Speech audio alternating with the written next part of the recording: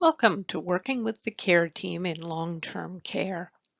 This session is for caregivers who are considering long-term care or who are supporting a person living with dementia in a long-term care home. This session offers some strategies that can be used to work effectively with the care team and maintain a positive relationship. We're going to define person-centered care and look at how you can use this approach to support someone living in care. We'll explore how government care regulations support a person-centered care approach and also outline some formal ways that you can work with the care team to ensure a person-centered approach to care is being taken. We'll look at how caregiving roles change after a person moves to long-term care and talk about the supports you may have in place, which includes staff at the long-term care home. And finally, we'll identify some strategies that will help you get the support that you need when challenging situations arise. This is also known as self-advocacy. A person-centered philosophy views people first and foremost as individuals with unique attributes, personal values, and history. Person-centered care focuses on the person and their needs as opposed to a disease, a diagnosis, or a stereotype. Often, when we're supporting someone who we know is still living independently or semi-independently, we naturally use a person-centered approach to care. We're sensitive to their unique needs, like how they like their blanket to be placed, what makes them feel good, what comforts them, what upsets them. And we tend to care for and respond to the person with these considerations in mind. When a person moves into a care home, the new care team will not have the background knowledge and understanding to support the person in the same way that they were previously supported. There is an adjustment and a getting to know you period for everyone. You are getting to know the care home, their routines, and the staff, and they are getting to know you and the person in care. At this point, it becomes important to take a more active approach in helping the care team understand the unique needs and personality of the person in care, as well as your expectations. As the Alzheimer's Society of Canada explains, person-centered care is a philosophy that recognizes that individuals have unique values, personal history, and personality, and that each person has an equal right to dignity, respect, and to participate fully in their environment. The ultimate goal of person-centered care is to create partnerships among care home staff, people living with dementia, and their families. In complex care, the intention is that the team cares for the whole person. In order to do this, they need to understand who that person is. Although it may take some time, plan to help staff get to know the person in care and the best ways that the team can respond and support them. You can help by talking about their life stories. What do you know about how they grew up? Who are their family members, past and present? What type of job did they do? What are their hobbies and interests? Talk about their values. What's meaningful to them? What's important? Talk about their personality. What makes them happy? What makes them sad? Is there something that comforts them? Is there something they don't like? Are they generally sarcastic, sensitive, outgoing? What are their strengths? What can they do well? What do they really like to do and what motivates them? And what are ways to connect with them? How can you make a connection with them? Are they sociable? Do they like to help out? How do they communicate? Take a moment now to think about person-centered care and your situation. What bits of information could be provided to the care team to help them respond in a caring and supportive manner? Here's some examples that clients have shared with us. A man in care who would have a strong reaction to being approached from behind. That's important information for the care team to know. He could be soothed by listening to a particular song. A family member who, when agitated, could be calmed down when watching TV reruns of a particular show. A transgendered person who clearly indicated that they would not respond well to being called a man or having the he, him pronouns used. A care partner who talked about never actively grabbing her husband's hand, but rather brushing her hand against his, which would cause him to want to hold her hand. Otherwise, he'd have a strong negative reaction to holding hands. A person living with dementia who's able to be toileted at certain times of the day, but only if he's given Smarties. Ultimately, person-centered care is about looking at the uniqueness of the person and the best way to support and interact with them. Each of you know the person that you are supporting better than the care team. You have an understanding of who they are, what they like and dislike. You know their triggers or things that can help them feel more at ease, their routines, their cultural backgrounds, and their history. What is the best way to reach and connect with them? All of this information can be incredibly helpful for the care team to know. Taking some time to think about this information and then sharing with the care team can provide for a less stressful environment. In our education transitioning to care, we provide a booklet called All About Me, which is helpful to record person-centered details to the care team. If you haven't seen the booklet, there is a link to it in the helpful resources linked under this video. As there are many staff members working shifts throughout the day and night, this booklet can be a particularly effective tool for communicating with the whole care team. Additionally, it can be helpful to have visual prompts in the room to help staff remember what you've mentioned to them or help new staff learn about the person. Some care homes will let you put up a small bulletin board where you can display important reminders that can be easily seen by staff. Many rooms will also have a memory box that you can add pictures and information to. Some additional ideas on how to help staff get to know the person in care could include hanging pictures. Putting visual cues on the wall can help prompt the team for points of conversation or use as a distraction. Pictures can also be comforting for the person living in care. Another option is to make a photo album. You may not always have time to sit and go through an album, but for some, having one with interesting pictures or things to talk about may be comforting. Again, make sure it's labeled and potentially can be kept somewhere safe, like in a drawer or inside a closet.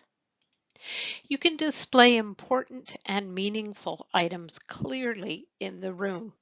These shouldn't be expensive items, but rather things that may help someone feel at ease, calm, or more comfortable, such as an important blanket or a scarf that makes them happy.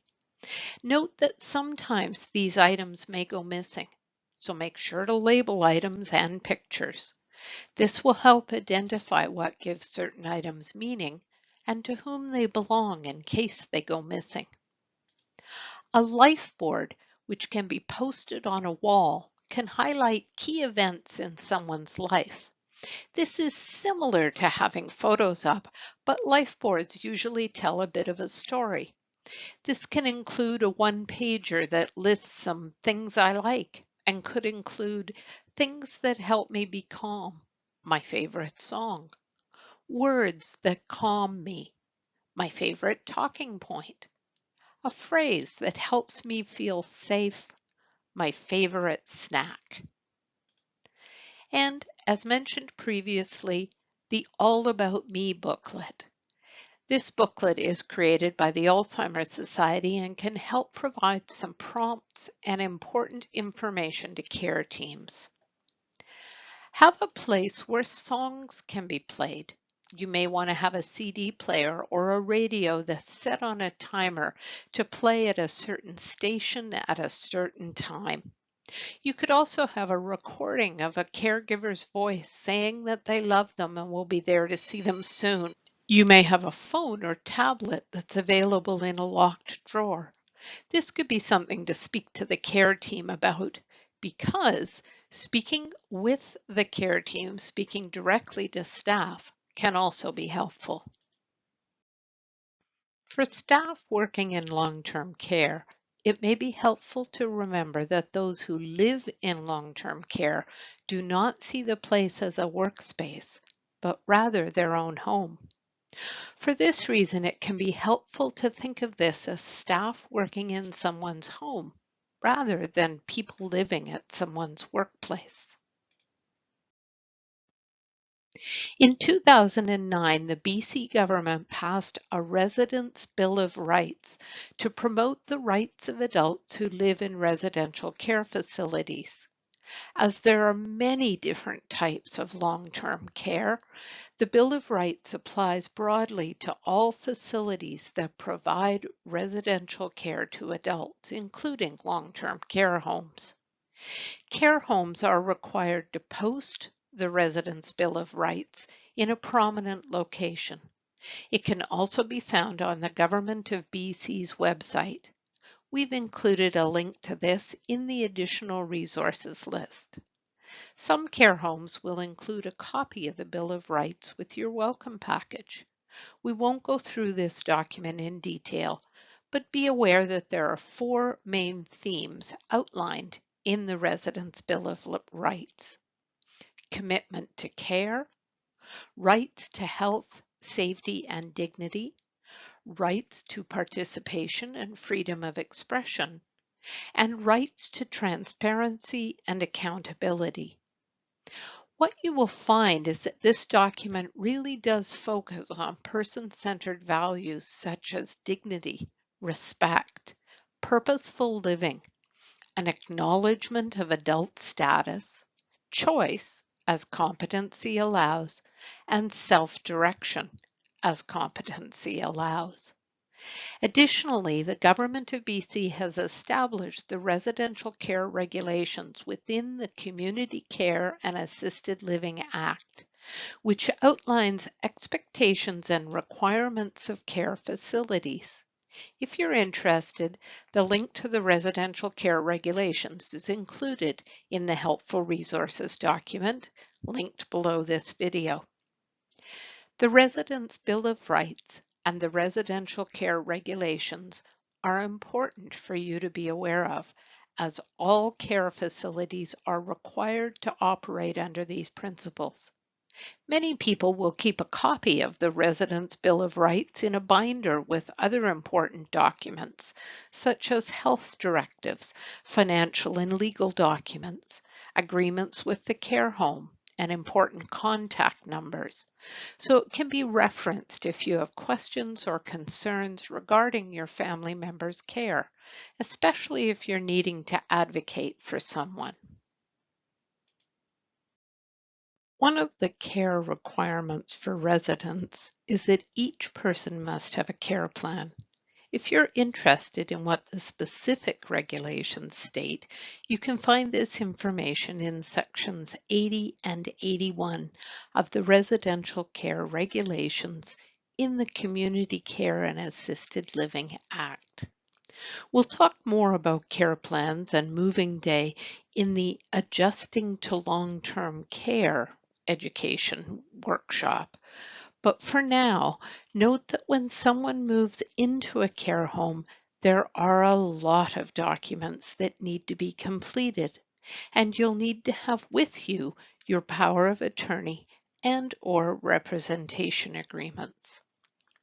Some documents will be financial in nature, paying for care, subsidies, extended medical, while others will be specific to the person moving in, medications they're taking, things that they like, information around food or culture, specific needs. It's also not unusual to be asked if you want a DNR or no CPR order.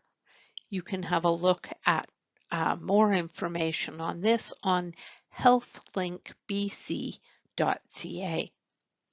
We know that this is a difficult topic, but wanted to make sure that you're not caught off guard if you're asked to provide this document. Ultimately, on moving day, it's very important to leave enough time to be able to complete all the required documents. This whole process can take anywhere from 2 to 3 hours, and many care homes will add a bit of orientation into this day. Also, know that depending on the care home or any particular needs, there may be specific additional documents that need to be filled out. Care plans are mentioned here as they're part of the person-centered philosophy of care, and the information that you complete at the time of admission will be put into a care plan within the first 30 days so that personhood can be respected. This is a regulated requirement from Section 81, and according to the regulation, a care plan is developed in a manner that takes into account the unique abilities, physical, social, and emotional needs, and cultural and spiritual preferences of the person in care. Care plans help to guide the care team's approach. All care is based on this plan, and it's the one document that all staff will look at to learn what the person wants and needs. Care plans take into considerations such things as the person's strengths, abilities, goals, limitations. What can they do? What do they need support with? Health perception, needs, and goals. How is their physical health? Are there any nutritional needs? Their functional status. What can the person do? Particularly as pertains to hygiene, dressing, navigating the hallways.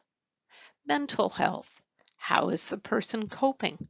Are there any mental health concerns like depression, delusions, that kind of thing? And communication abilities. What's the best way to communicate with this person? Are there any special needs? Often, the care plan gets operationalized through a care conference.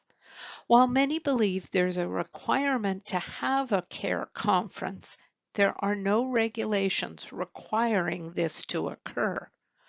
We would, however, suggest that you reach out to the care home if you've not been involved in the creation of the care plan or a care conference, as this can help keep you informed about how things are going and how the care home plans to support the person living in care. A care conference can give you an opportunity to provide input into the care your family member is receiving, as well as position yourself as an integral member of the care team. Usually at a care conference, you're provided with an overview of what the care plan looks like, and you have the opportunity to formally discuss how things are going. During the conference, take the opportunity to highlight the care needs that you would like to see addressed. The CARE conference is about taking a person-centered approach to care and ensuring that the unique needs of the individual, such as those listed on this slide, behavioral status, recreational interests, spiritual and cultural beliefs, and significant relationships and personal supports, are all being addressed. Just a note on 30 days to transfer after the initial move. Technically, if you're unhappy with the care home, you can request a transfer after 30 days. However, just because you can move doesn't mean the care home of your choice has a bed available. A bed must be available for the transfer to happen.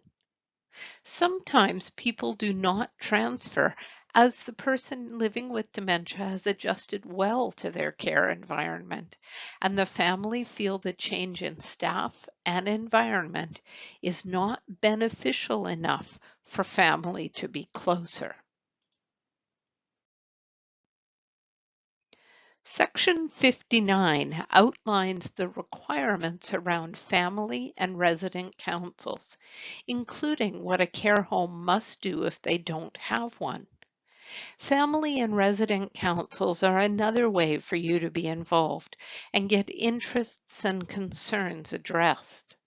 Most care homes have these, so ask your care team about this. These councils are established to promote the collective interests of persons in care and to involve the persons in care in decision making on matters that affect their day-to-day living.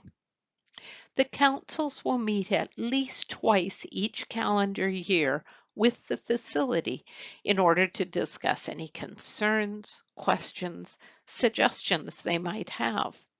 The facility representative must respond in writing to all recommendations brought forward by the council. Inevitably, there will be differences between caregiving when someone moves into a care home and the care that was being provided at home. It's really important for you to know that your role as a care provider remains, even when someone moves into a care home. It just may look a bit different than it did before. There can be an adjustment period for caregivers as well. As this quote says, you are still steering the ship. You just have more crew support now. Something to think about is that there is one-to-one caregiving will not look the same as one staff member caring for several people. In these cases, it may be helpful to consider what is important and whether it is important during a time of adjustment for the person living with dementia. What will cause them less stress? You likely know the most about your family member. You remain the lead and will help guide the care team, so your voice remains very important. As we've learned from the COVID-19 pandemic, caregivers are far more than just visitors. Some caregivers continue to provide a great deal of care to the person long after the move, such as meal assistance, grooming, mobility assistance, and more.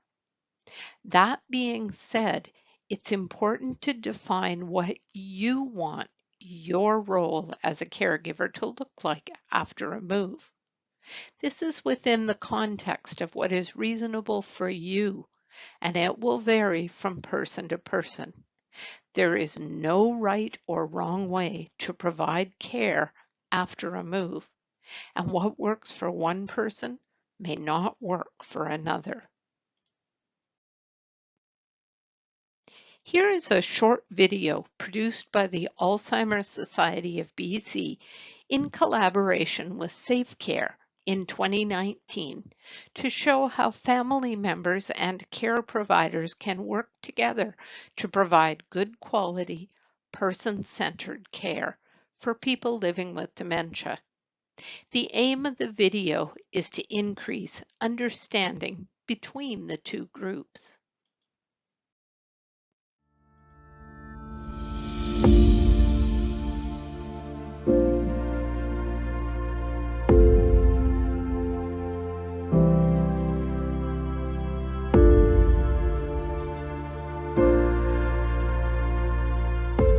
So initially at the beginning, I really didn't know how to get help. I didn't have anybody to turn to. The recommendation was made that she go into full-time residential care.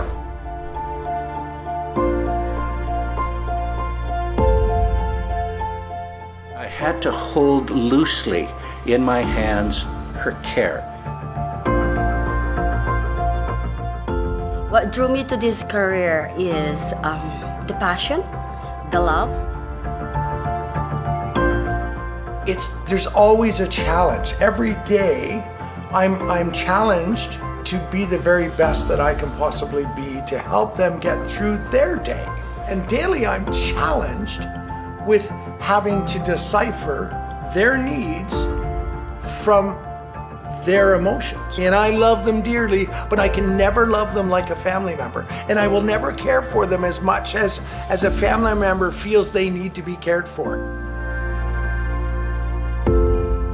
The thing with people with Alzheimer's or with any of the dementias is that they can't speak up for themselves. And we have to take on that role of being the voice for them. Let's work together. Let's make this work, because in my mind, it's not about me and it's not about them, it's about my wife. That's the only one that counts. Like all relationships, you have to sit down with the staff and say, first of all, something's bothering me, and secondly, how do we resolve it? And I don't think you can be defensive. The person is not really up for the assistance that I'm trying to offer, but that leaves the poor loved one looking at us like, wait a second, I need you to care for my loved one. That's why you're here. And so at that point, it becomes an education moment. We are going to assist the person, but we're going to do it as a team. But if we don't explain that to our poor family members, they're left thinking, well, what kind of place is this? We lean on our families. We lean on our families so very much. I made it important for me that I would get to know every person's name who was looking after my wife, and also hear their story, because I cared about them and their hearts, not just their job that they had to do. I wrote a manual that talked about us falling in love, getting married. It talked about our family. It also talked about the food she liked, what she didn't like. I was really surprised that the entire staff at that point had actually read the manual. One day, I walked into my wife's room and the care aide was dancing with my wife. Because this care aide had read the manual, knew that she taught dance. It was beautiful. I almost wept. The look of ecstasy on my wife's face it was unspeakably beautiful.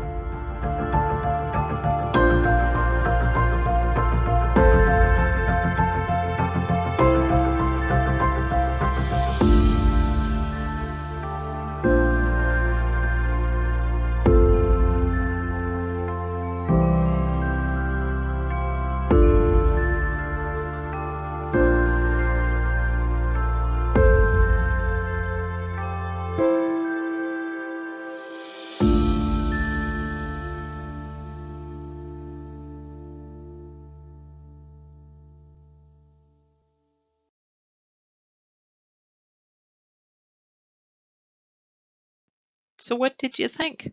Does this video help you understand a bit more what being a caregiver for someone in a care home may look like? Has anything changed for you after watching the video?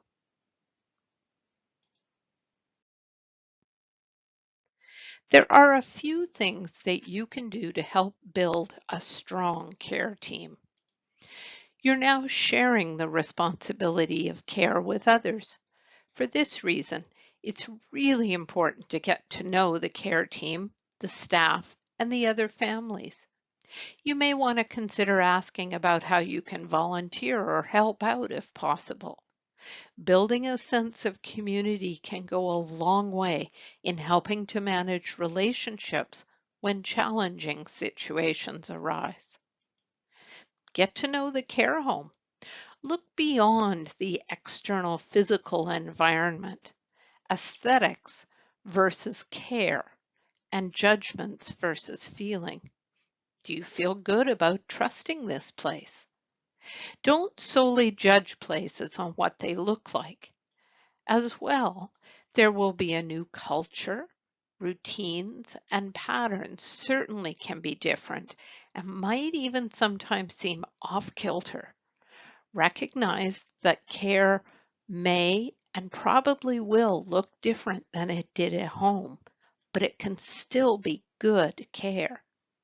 Additionally, there should be some checks and balances in place in the care home. When you press a call bell, for example, it should be answered within a certain time frame and prioritized. Those calls are all recorded in an electronic monitoring system. Keep in mind, though, if someone falls, for example, then that will become the priority. Others may have to wait, but you should still be able to hear from someone to say how long it will take to come and assist. There can be a level of shock or surprise that occurs when a person first moves into a care home. There can be a lot of questions that come up, especially knowing that this is the person's home now. If you have questions or concerns about routines, discuss them with the staff on duty. Routines may also fluctuate according to the person's state of being at any given time. For example, if someone refusing care on the day they're scheduled to take a bath, the staff may choose to wait for a better day when the person is more willing to have a bath. If the person living with dementia is refusing to get into their pajamas at night and efforts to help them change are making them very upset, staff may choose to just let the person sleep in their day clothes to avoid causing distress. When you are unsure of what's going on, ask questions. Know that you can ask as many questions as you want. Additionally, you'll likely be in contact with a head nurse or the director of care. They're going to want to know if there are any problems so that they can improve and/or help with the adjustment period. Good care can mean different things to different people. When you think about the concept of good care, what does it mean for you and for the person living in a care home? To help you with this, think about what's important to you and the person living in care. When you have an idea of what good care can mean to you and the person in care, communicate these things to the care home. Know that it may not always be perfect, but working together as a team can help open the lines of communication, support, and understanding. When we hear the term advocacy, many of us will think about protests at City Hall or in front of government buildings, writing letters to government or campaigning for a cause. This is known as systemic advocacy. But there is another form of advocacy that you as a caregiver take on. When you're looking out for the best interests of the person in care, you are practicing self-advocacy. Self-advocacy refers to what we do to improve a situation for ourselves, for a family member, or another individual.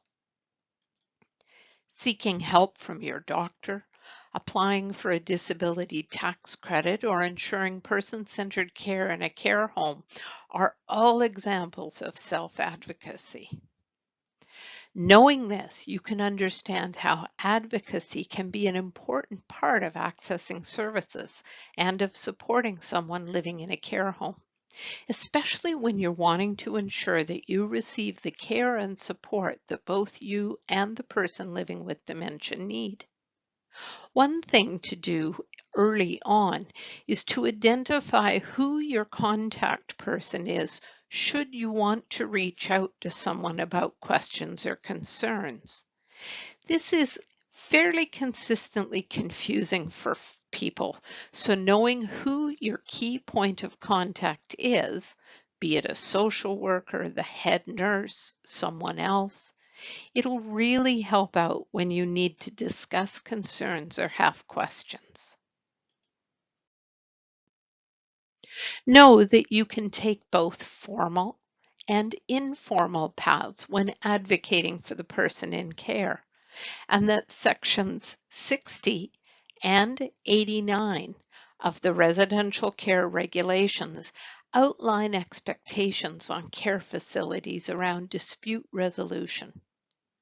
Starting with the informal process, ideally, if you are dissatisfied or concerned about something to do with the care being provided, speak with the person who provided the care initially, or a manager who can help address the issue early on. This is where you would start. Generally, complaints are best addressed and resolved at the time and place they occur. In doing this, you may also gain a greater understanding of why the issue occurred in the first place, as in the example we gave earlier about someone sleeping in their day clothes. However, if you've done this and feel that your concern is not being addressed appropriately, then ask to speak with the director of care. This will usually mean setting up an appointment, as understandably, these people can have very busy schedules. Ensuring that there is appropriate time given to you to discuss your concern is important. Make sure you're prepared for this meeting. We'll discuss some things that you can do to prepare for this meeting on the next slide. If, after speaking with the director of care, you are still feeling that the issue is unresolved, you do have other options. You can contact the Community Care Licensing Office, the Patient Care Quality Office located within the health authority where the care home resides. And if a resolution is still not met after contacting them, then you can contact the Patient Care Quality Review Board. Preparing for the meeting is very important, as it can help prompt you and keep you on track during the meeting. Thus, make some notes about what you want to say. Having notes prepared ahead of time can ensure that you're able to focus on the main areas and issues of concern. Before the meeting, prepare a list of prioritized questions or concerns that you want to discuss. Recognize that you might not be able to discuss all your concerns, so picking 2 or 3 that feel to be the most important and prioritizing them will help ensure that your most pressing needs or questions can be addressed. As much as possible, have a clear description of what happened, where it happened, when it happened, the names of any staff you've already spoken with, when you spoke with them, and what their response was. All this information will help to paint the picture for the person you're meeting with about the situation.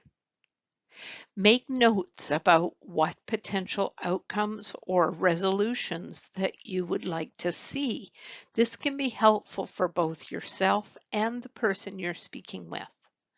Write down these resolutions before the meeting can help solidify in your own mind what you'd like to see happen.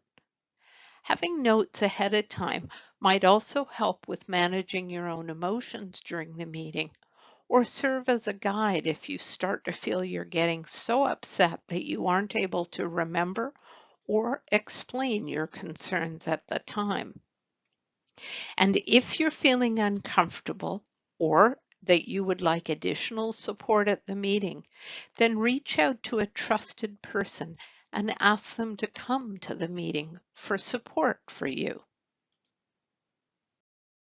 When you're at the meeting, having taken notes and prepared for this meeting, you'll be able to be prepared and concise.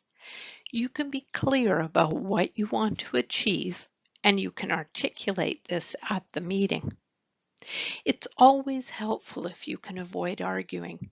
It's completely okay to express your emotions and your feelings around the situation.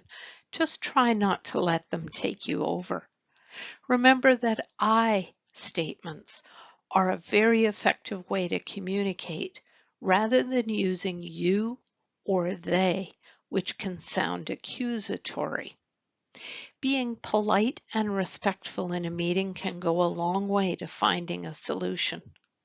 Also, expressing your appreciation to helpful problem solvers can help the care team see you as part of the team working together to find a solution. If you feel your point isn't being heard, maybe try to repeat what you are saying or say it in a different way. Being respectfully persistent can help if you are feeling that what you want to communicate hasn't yet been understood. It's also important to hear what the care home has to say about the situation. Try to get the big picture, and you can do this by also asking relevant questions. As we talked about at the beginning of this session, getting to know the care home and the staff can go a long way in understanding why things are done a certain way. And ideally, if you feel that something is not being done as you think it should, then wherever possible, ask questions first rather than jumping to conclusions. Recognizing that not everything will work out the way you would like, being willing to compromise can be helpful.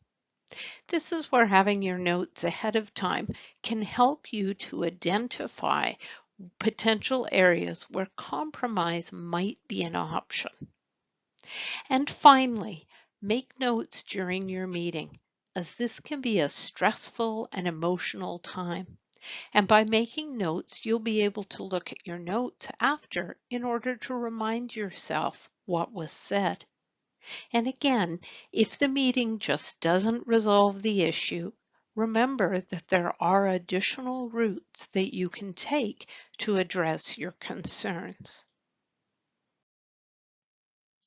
We practice self-advocacy in many different situations. We've talked here about some helpful ways to be an advocate for the person living in care.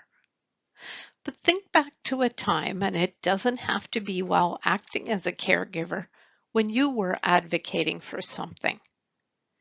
What did you do that seemed to work well?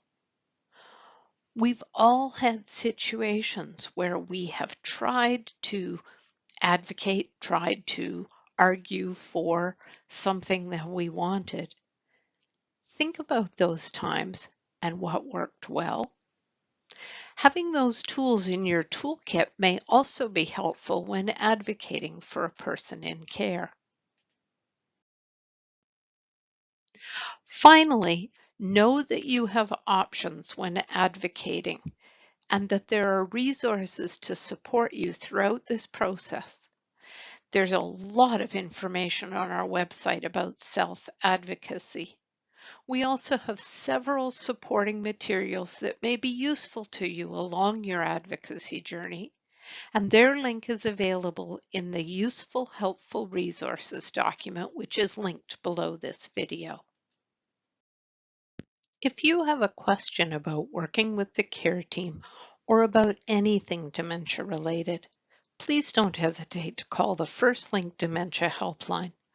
Our staff are a great resource to strategize with, answer questions, or even for those times when you just need to talk to someone else who understands the dementia journey.